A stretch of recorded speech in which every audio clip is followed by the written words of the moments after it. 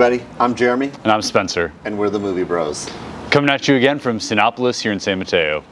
Today, we watched Black Widow. Yeah, I was really excited to see a Marvel movie. This is the first one that we've gotten in theaters for, since Infinity War, I think? Or maybe Ant-Man and the Wasp 2, was that afterwards? I'm losing track now. I think that was a little after. Anyways, irrelevant. Black Widow. Endgame. Yes, Endgame. Endgame was the last one. Was Ant-Man and the Wasp 2 post-Endgame? Which one? Ant-Man and the Wasp 2? Is that after Endgame? I don't know. I feel like that might be after. You guys tell us in the comments below. I can't believe I'm failing as a Marvel fan. But anyways, today we saw Black Widow, directed by Kate Shortland, starring the only person that really matters in this, Scarlett Johansson as Black Widow.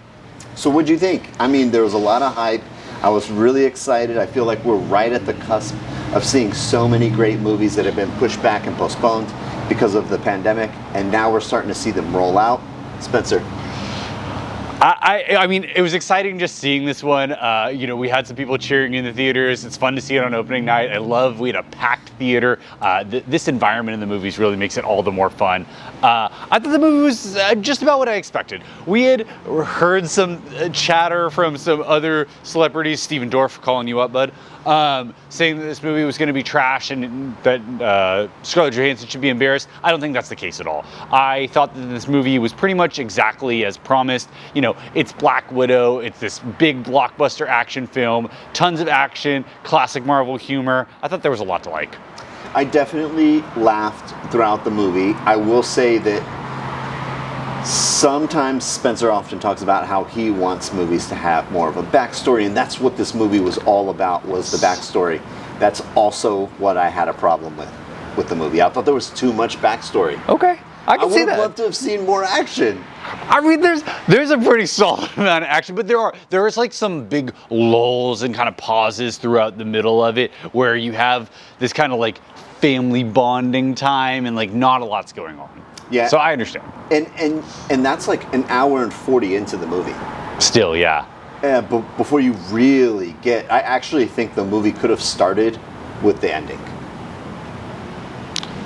Interesting. Okay. And then picked it up from there. But so to kind of fit this in for where this is in the timeline for Marvel for you guys, and we're not giving anything away by saying this. This kind of, it gives you a little bit of Natasha Romanoff's backstory and her childhood. You finally find out to some degree what happened in Budapest between her and Hawkeye, which is kind of fun because that's like been this ongoing joke. What the hell happened in Budapest? And they don't really answer, but you get like little snippets of what happened. So it takes place right after the events of Civil War, and then the very end kind of picks up after Endgame, actually kind of ties in a character from Falcon and the Winter Soldier. But yeah, we digress. I'm not saying I didn't like the movie. I'm just saying I would have liked a little bit more action. I love origin stories. Yes. But sometimes an origin story gets a little too drawn out. That's true. I mean, and it's hard too because you already know the character so well from having seen her through many other films. I don't know, I think that they were kind of in this uncharted territory where how do you tell an origin story about a character that you kind of know the origin of? The ending of. Yeah, and you already know the ending. Yeah. Yeah, it was interesting. I thought they did a really good job, like I said, with the humor. I liked the way that the characters kind of all played off one another. The sister of Natasha Romanoff in this is hilarious. I think she's one of the best characters in the movie, actually.